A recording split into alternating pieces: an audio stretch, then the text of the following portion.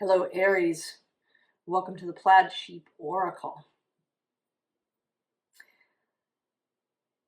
As I say occasionally, I do mean these readings to be timeless. And I actually think that even if I didn't mean them to be timeless, they still would be. Because ultimately, I'm not really in charge. And that, if the cards have a message for you, you're going to find it, right? If you're in tune with the message, regardless of when I recorded it. But they're also informed by the astrology, the energies of the moment when I do them. And something that is happening now is Saturn in Aries with Neptune. Now he's going to turn retrograde first. And then Neptune after. Neptune actually spends a little bit more time in Aries. But I think that for Aries, both of these energies are a little tricksy in different ways. But I think that all of the mixing that's been happening and will continue to happen across the Aries-Pisces border is really going to serve you. So Venus and Mercury were there dancing back and forth. The node moved from Aries into Pisces. Saturn and Neptune are both going to return to Pisces before coming back to Aries next year.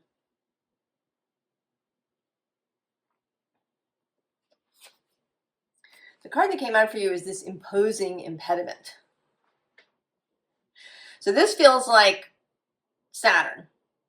And then the card that was at the bottom of the deck is Mystified Innuendo, which feels like Neptune. And then kind of the card in the middle is the Cave with No Windows. And actually right below that is Portrait of a Seeker. And in fact, the Ballroom of Echoes.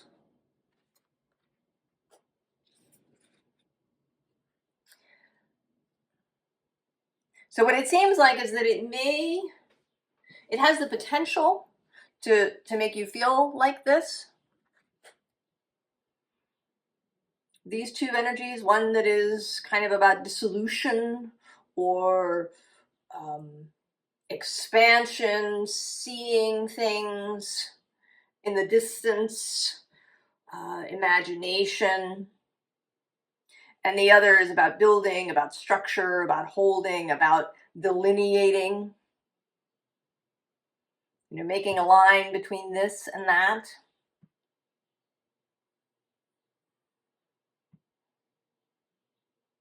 And so there's something here about the ability to flow between. We begin with this Knight, this Prince of Cups. It says introspection, but I think it's more about that kind of point of stillness. And I don't necessarily mean that you need to meditate frequently, but the ability to pause. Aries' general idea is to just act. And certainly fire has the intuition that is fire, is that immediate, you don't even think about it, you just act. And when you're in alignment, it's the right action.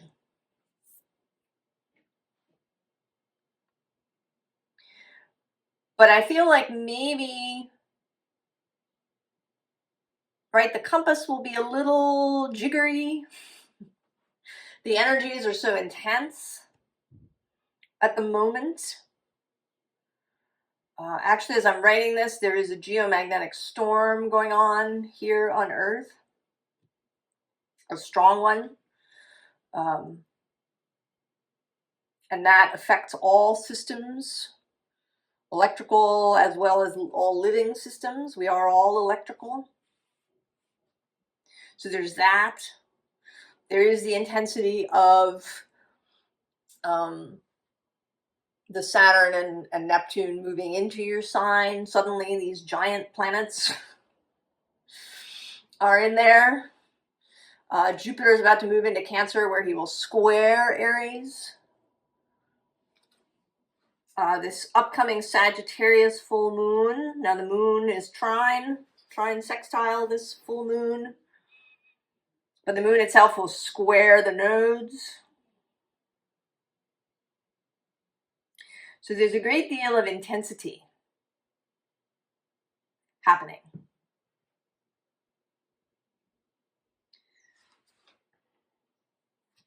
You know, and this death, which is underneath, is actually looking like a skull and crossbones.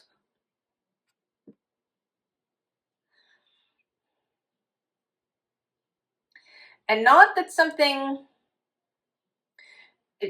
watching out for the dose, right? Often things in a very small dose are medicine, and then in a larger dose are poison.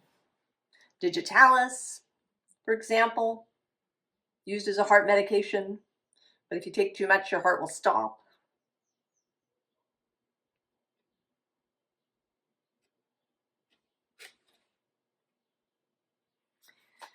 And then there's this universe card below that. It's the world card in this deck.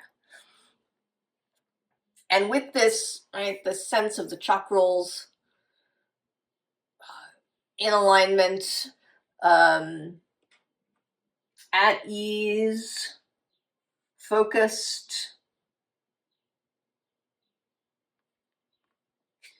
So that some extra attention perhaps should be paid at the moment to your energetic system.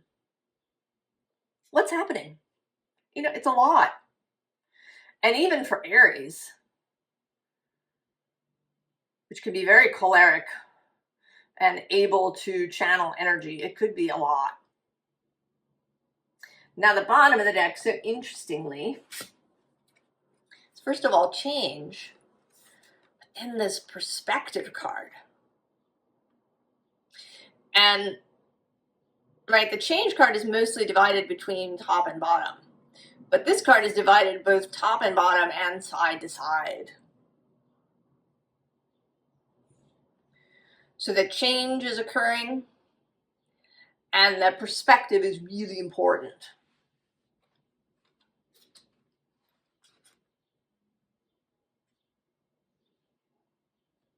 Double checking, perhaps that something is what you think it is. If someone says something that sets you off, what was it they really said? What was it they actually meant?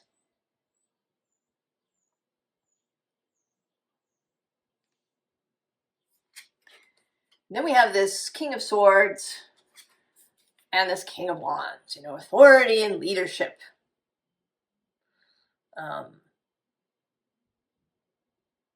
Really sort of strong, active energies.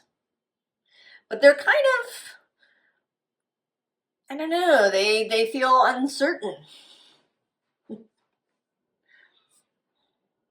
They're not quite sure what to do. The King of Swords is really taking time to think about it. The King of Wands is kind of having a side-eye thing over here to the King of Swords. Have you thought about it? What's happening? There's like a, you know, static on the line, or there's some confusion happening in some way. But then we have the Queen of Cups, and she is totally at ease. Totally. So this is this, you know, I want to say that it's like that she's a combination of all of the water signs.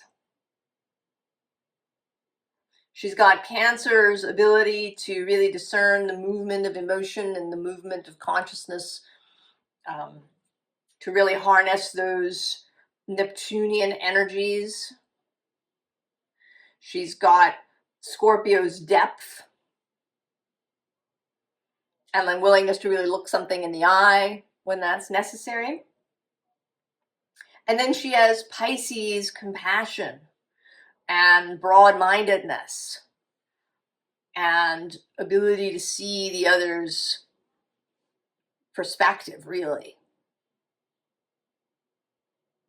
And the ability to flow, that mutable Pisces nature, flexibility.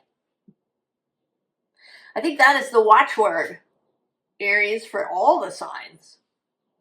But maybe particularly for the cardinal signs at the moment. I think the fixed signs are having their own moment too, but it's the cardinal signs that are really activated now with this move with Neptune and Saturn and Aries, and then this move of Jupiter into Cancer.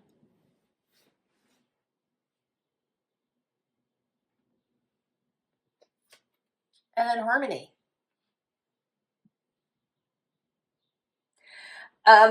Maybe the focus is not on achievement at the moment.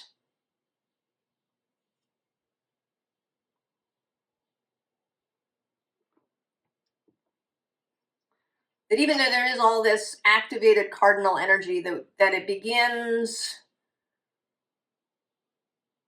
not that it's not that achievement or expansion in a material way is the focus, but that harmony, beauty, love, ease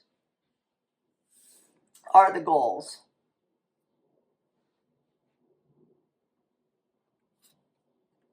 Because then we have the High Priestess.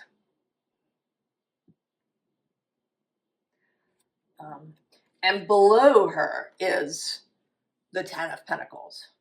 And actually, Justice is on the other side of that, and the Magician, and the World. There are a lot of major arcana that have made themselves seen. And all of these, man, there's all this major arcana, and then there's this Ten of Pentacles. And here again, it's not so much about the achievement of a lot, but about the stability, the sense of standing on one's own ground, being comfortable in one's own skin, in your own skin. The Pentacles are about our bodily life. And the underside here has the Three of Cups.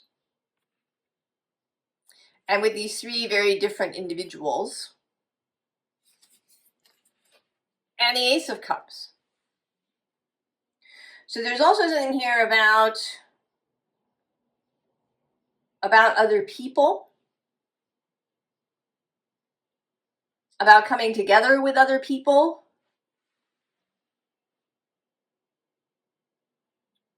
that is important at the moment. The collaboration, and a heart-centered collaboration, because it's not the Three of Pentacles. It's not, again, about reaching some physical goal together, but about being in good fellowship together. Right? Then we have the Star, very aspirational in this deck. This frog leaping for the star.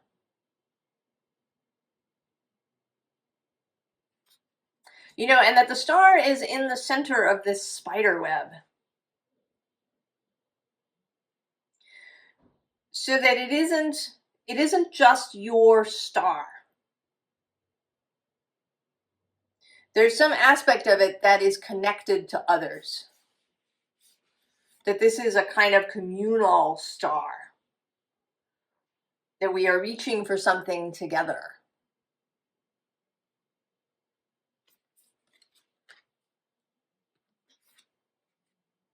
And then the Ace of Pentacles.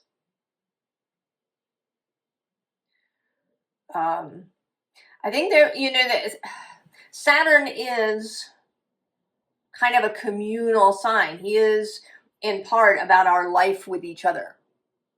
The customs, the manners, the politenesses, the rules, the laws. I mean, they have, right, Jupiter's in there too, but Saturn is the delineation of those things and how we live together in groups.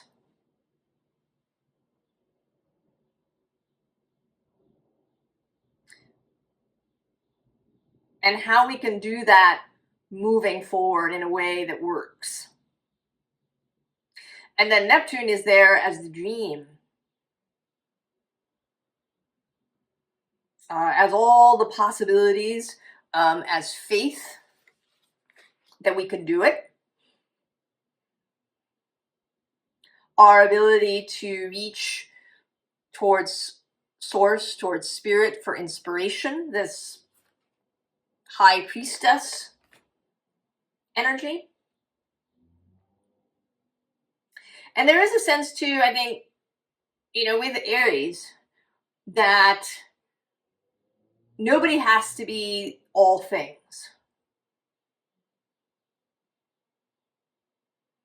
That we don't all have to have all the skills. And that in fact it's better if we don't. So not everybody's a high priestess. And not everybody's a leader. And not everybody's a problem solver or a builder or a dreamer.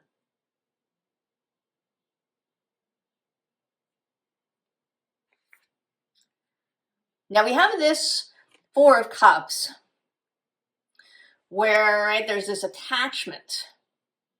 And it feels like we've been trying to pull away using brute force.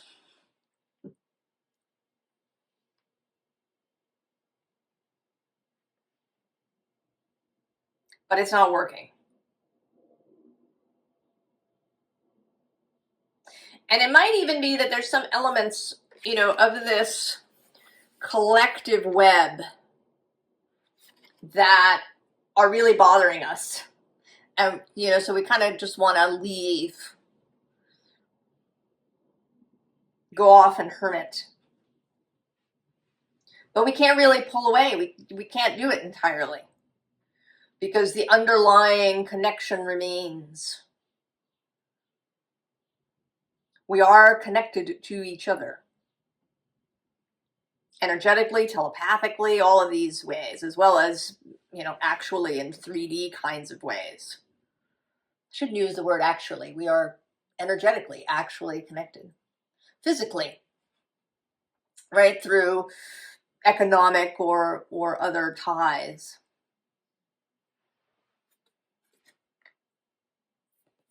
So then we get the Eight of Swords, the liftoff. Freedom lies in the mind.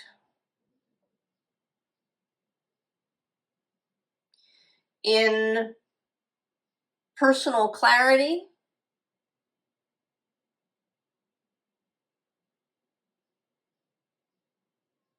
in personal values,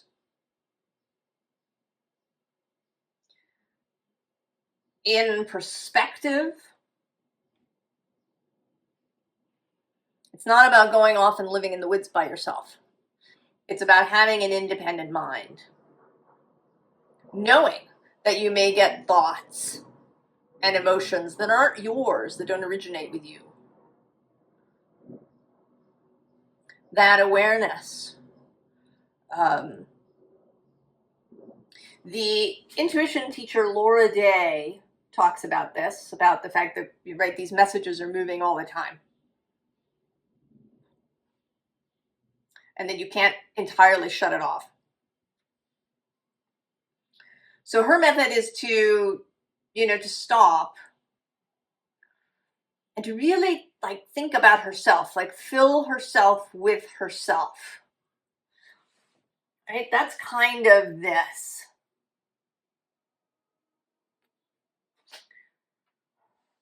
knowing who you are and what you stand for.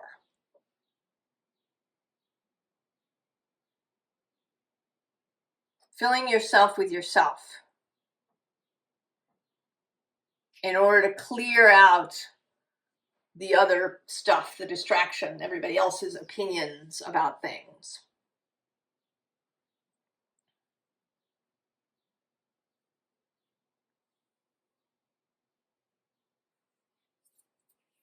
And you know that we have a lot of kings here, actually. There's the King of Swords and King of Wands, the King of Cups repeats, and the King of Swords again. And the kings all, right, know their own minds, particularly the King of Swords. He is absolutely willing to listen to other people, to hear their perspective, their opinions. If something makes sense to him, he'll change his mind. If he's wrong about something, he will say, I was wrong. He will adjust. But he does that through his own authority. Not because he's towing a line or pleasing somebody or manipulating somebody.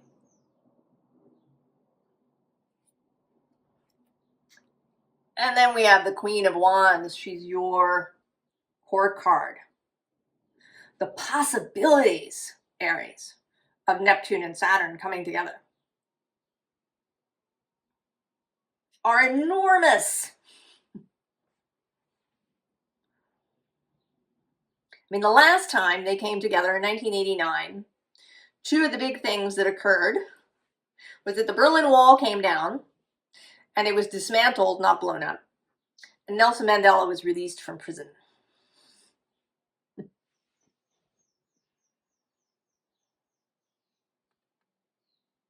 And one of his first, or part of his philosophy, was to not focus on punishment or alienation. He wanted to move forward rather than spending a bunch of time trying to hold people accountable.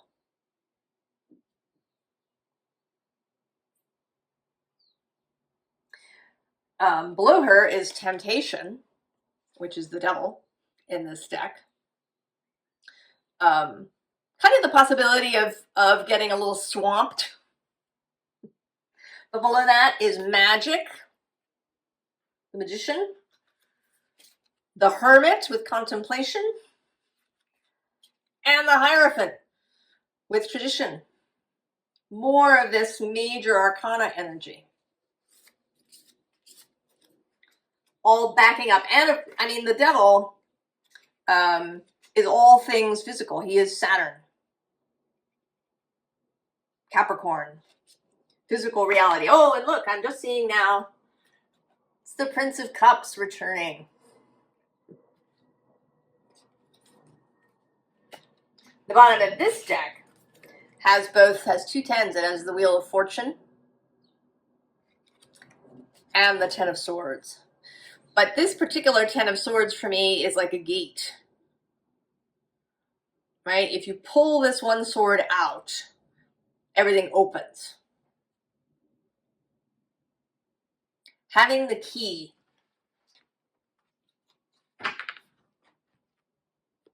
So then we get these three kings, and there's also this Ace of Wands in between of the new inspiration, the new idea. The new ability to take action. And then the Prince of Swords, the King of Cups, and the King of Swords are all looking in the direction of the Queen of Wands. So all of this energy of taking action, whether it's in the mind, in the realm of words and communication, or in the realm of emotion and imagination. I mean, he's feeling a little bit Saturn-y here. All right, Saturn and Neptune, and then, right, this Knight of Swords, who's kind of, he always feels to me like he's pledging. He's got his hand over his heart. He's taking a pledge to this Queen of Wands to assist her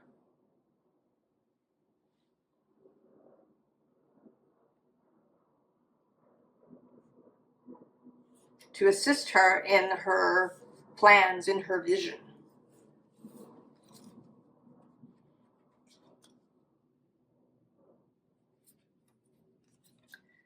Then scavenge. And this card, interestingly, has been coming out less as scavenging is a bad thing. Right? We think of, for humans to scavenge feels like lack. But some animals, crows, vultures, hyenas, are naturally scavengers. That's what they do. So the word scavenge can have a negative connotation, and it does in this card, normally. But I'm seeing it as just looking, checking things out. Below it is ghosts, releasing, right? Releasing the ghosts, releasing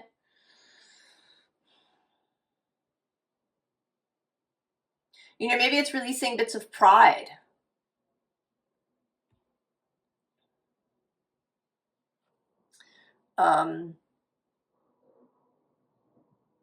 Being willing to make changes, to say I was wrong, or to change course.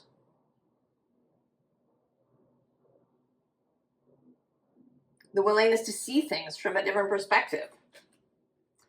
Then below that is both observation and this caching card, which is coming through kind of more as an attention to detail rather than as hoarding or keeping or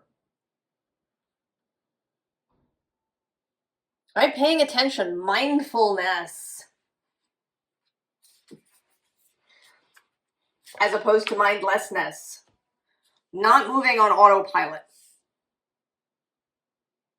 That's this too, stopping the autopilot, because there's a difference between acting on the intuitive spark and acting on autopilot. And then we have community, of course. This shared star web.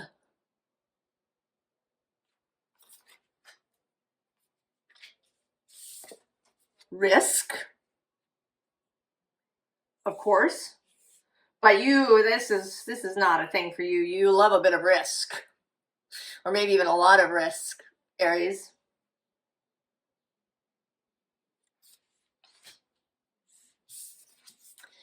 And interestingly, this influence card, which is running kind of both ways today. Right, this more of, again, this web, this star web that we influence one another for good and ill. And if you can pause and take the time,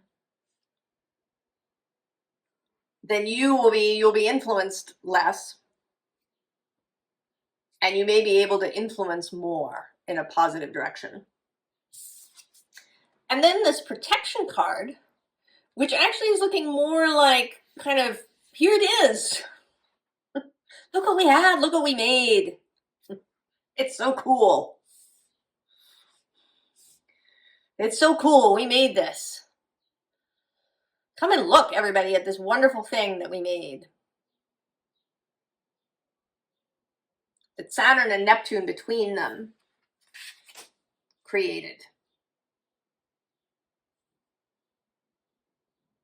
It actually feels like how life, right, the beginning of life, which involved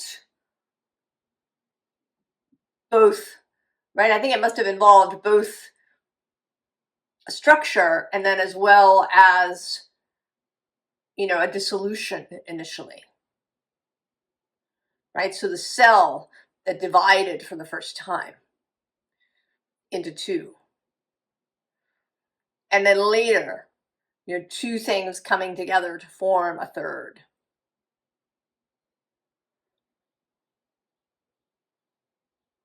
Right? It's like all Saturn and Neptune coming together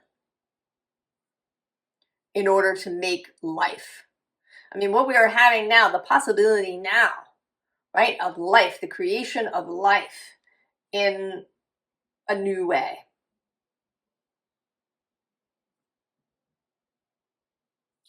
Formal advice. Ten of Swords. But rather than a corpse, this particular Ten of Swords has been coming through as a sleeper, like Rip Van Winkle. Asleep for a really long time.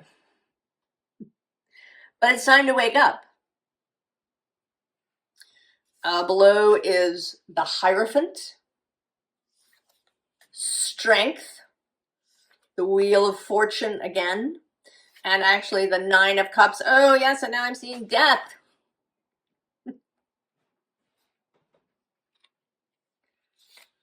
All of this cosmic major arcana energy, and then the underside is the Ace of Pentacles, Aries. I don't think that I can overstate this.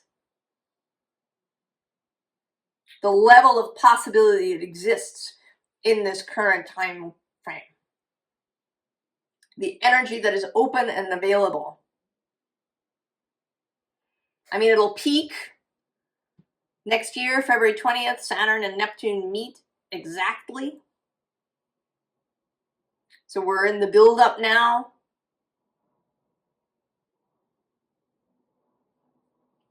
A good time to practice.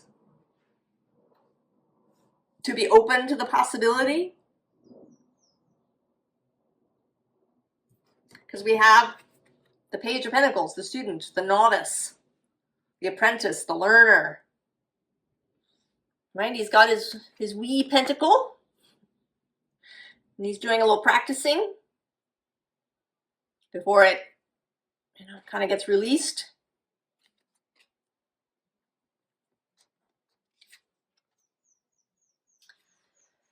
And this Four of Wands,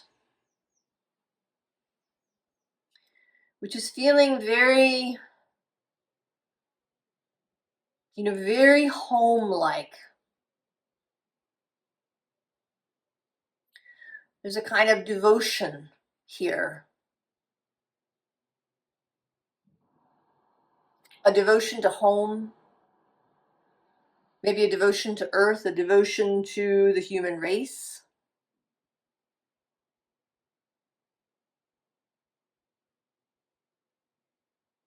A sense of holding.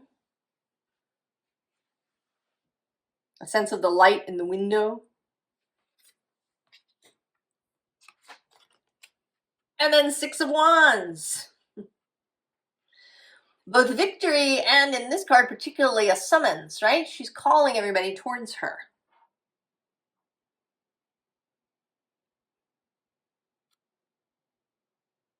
I mean, both for you to call people to your wonderful project, whatever it may be, to this Ace of Wands, to this Ace of Pentacles, right? To this home, to this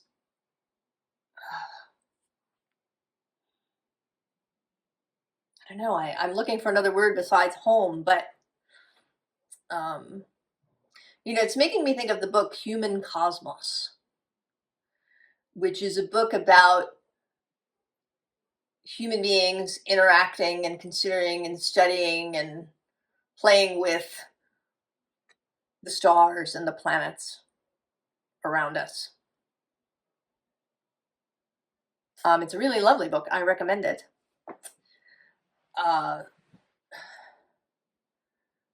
Right, and there's something about that. There's something about a joint enterprise.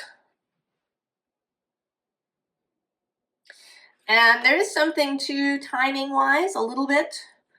This card is Jupiter in Leo. And he will enter Jupiter in Leo next spring, early summer, end of May, I think, or maybe mid-June, I can't remember.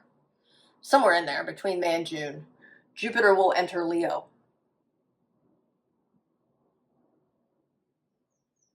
So we really feel and like we're in a preparation period, like we're in a period where we can practice these new skills, these new ideas.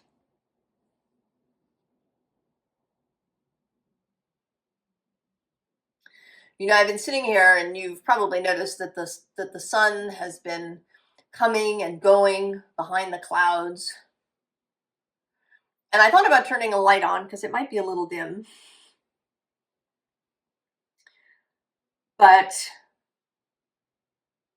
there's something important about that, about this waxing and waning,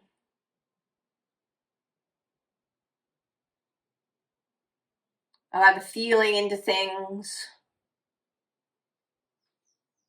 this Queen of Cups attitude.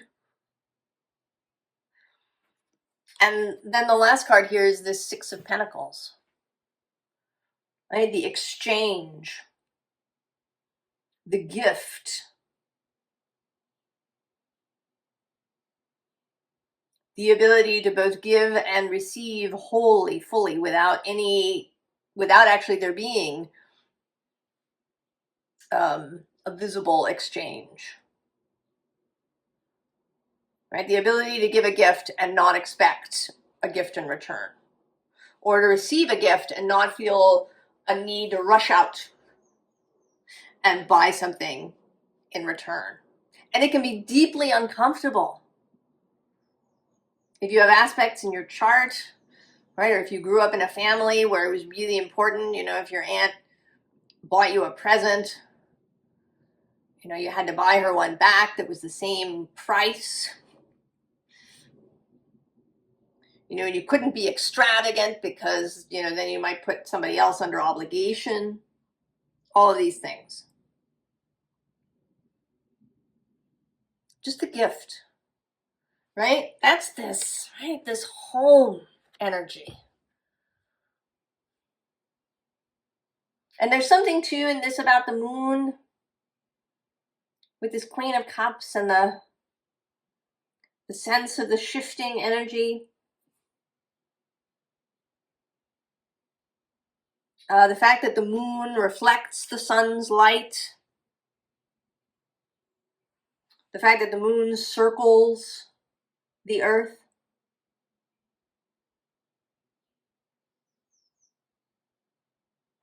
There's something about that.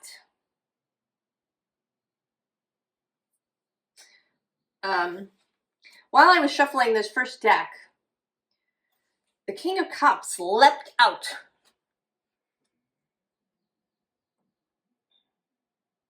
But he didn't want to be in the row. And so, because 3 kings had come out, I went looking for the King of Pentacles. And I found him between dreams and vision. The power between dreams and vision, between dreams, and then the 3 of Wands is about taking that action, right? The step before the 4 of Wands.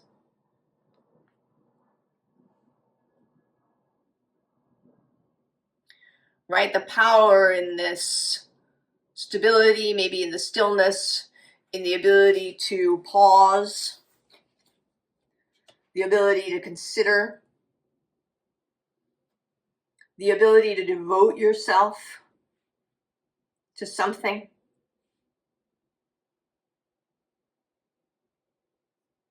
To dedicate yourself.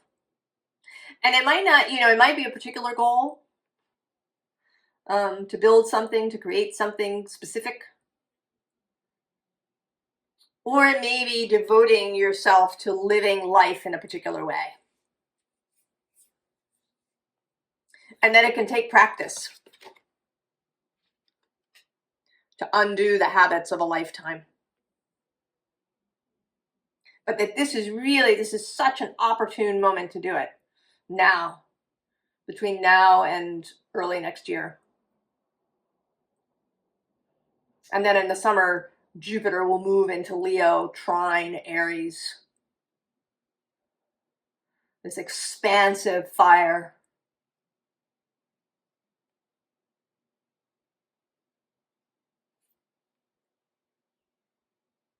I hope this all sounds like a really exciting thing to go do, Aries.